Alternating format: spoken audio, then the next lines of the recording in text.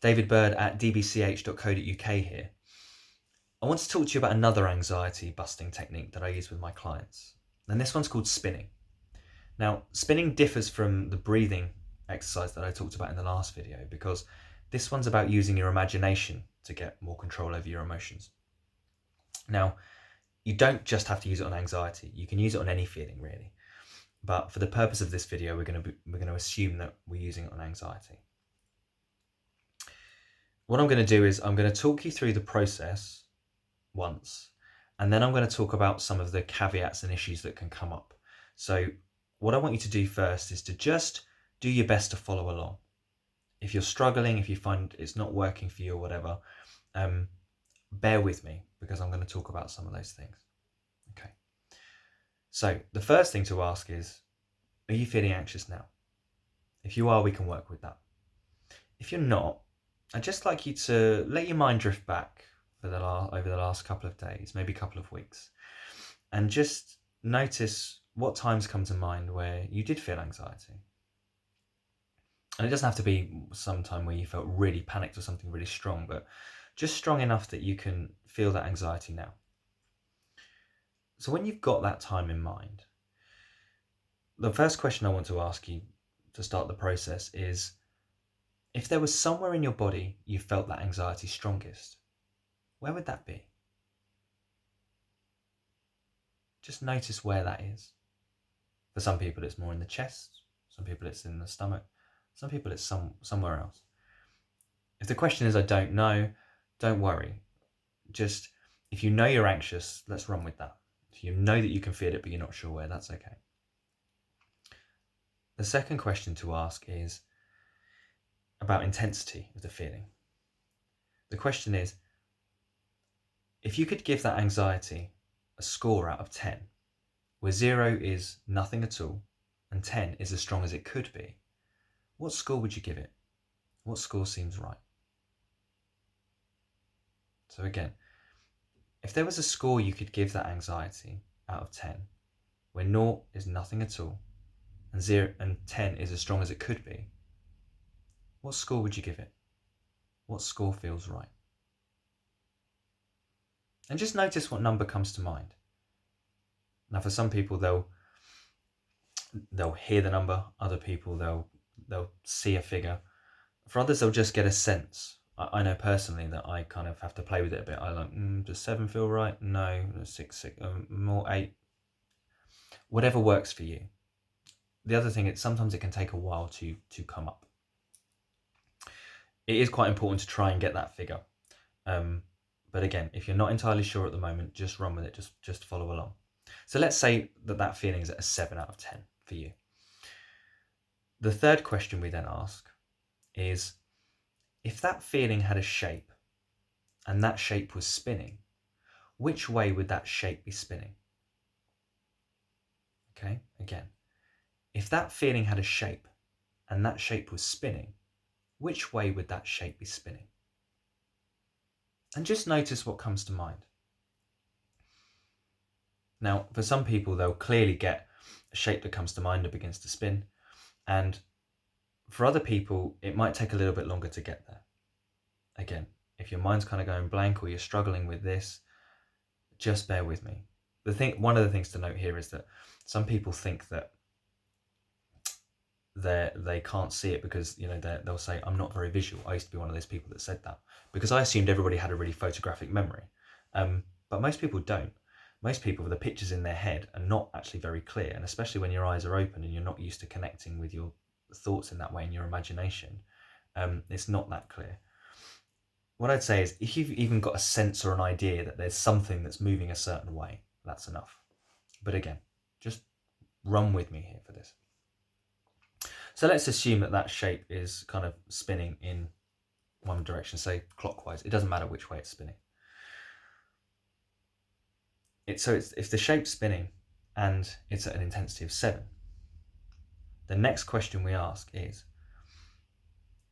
if you were to spin that shape slightly faster, does that feeling get more intense or less intense? Again, if you were to spin that shape slightly faster, does that feeling get more intense or less intense? Now, for most people, that shape, spinning it slightly faster, will make the feeling more intense.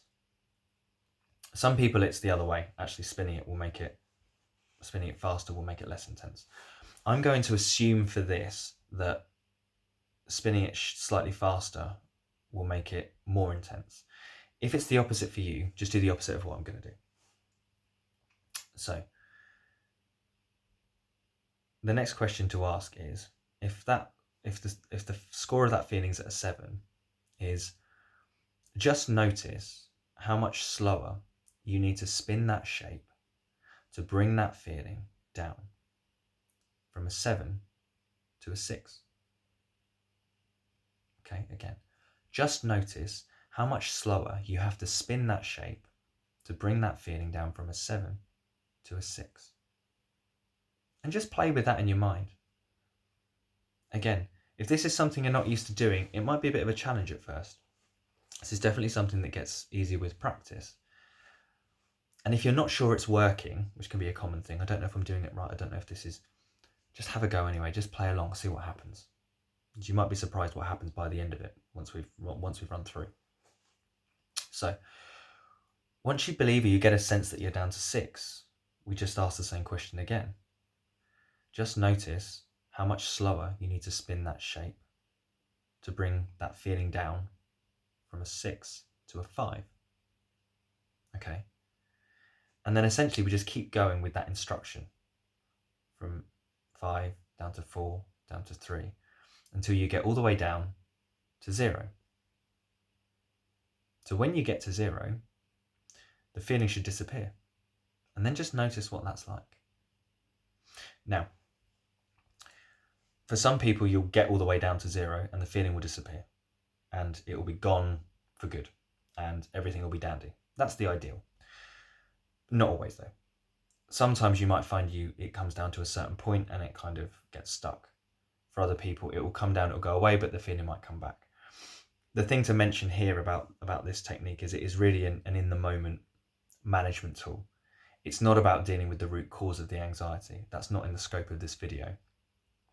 But it's something to give you what we call top-down control. So normally we feel at mercy of our emotions and they're going up, and we feel like we can't do anything about them other than maybe get away from them. This just begins to give you a little bit of conscious control by asking these questions, by running through this process.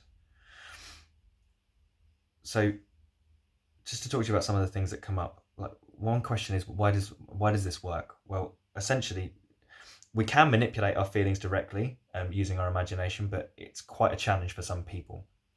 It's much easier to manipulate something visual. So what we ask is, if that feeling had a shape, what would the shape be?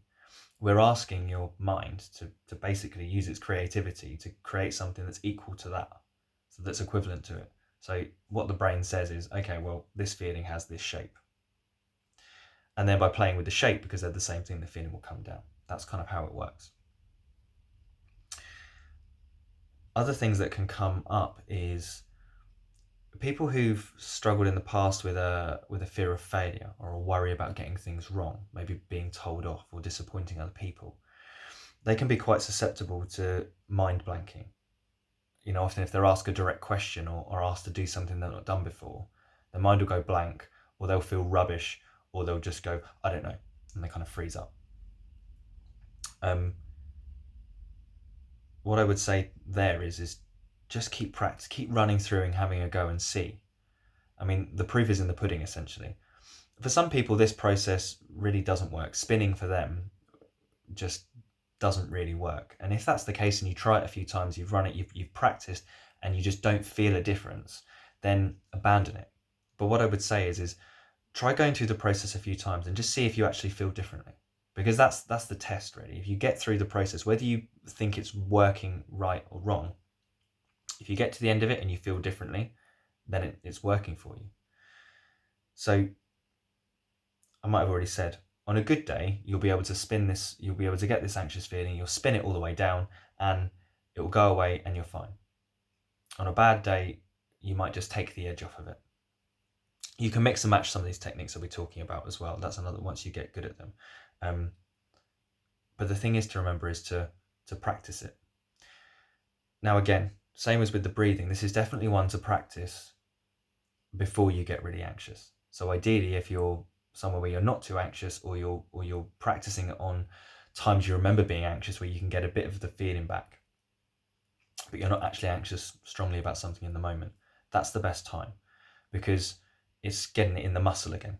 It's getting something you're familiar with. So after a while, you don't have to run through those questions to be able to do it, because you could just feel the feeling. And when you think, oh, I can spin this down, you'll find your mind will just create the shape and spinning, and you'll be able to bring it down maybe without even counting, because it will know the pattern. But again, that's something to practice. So running through the process one more time. When you feel anxious, you ask yourself, if there was somewhere in my body I felt this strongest, where would that be? And try and locate it. When you've got that, you ask the question, if there was a score out of 10 that I could give this, where 0 is nothing at all and 10 is as strong as it could be, what score seems right? And get a number. And then the question is, if this feeling had a shape and it was spinning, which way would it be spinning? And just be aware of which way it spins. And then notice, if you spin it one way, does it get more intense or less intense? When you know which way it gets more intense, begin to spin it the other way, and spin it down through until that feeling gets lower and lower, until the feeling disappears, or it's as low as it can get for you. And that's it. So if you have any questions or any comments, either put them in the comments box or send me an email at dbch.co.uk. There's a form on my website. See you soon.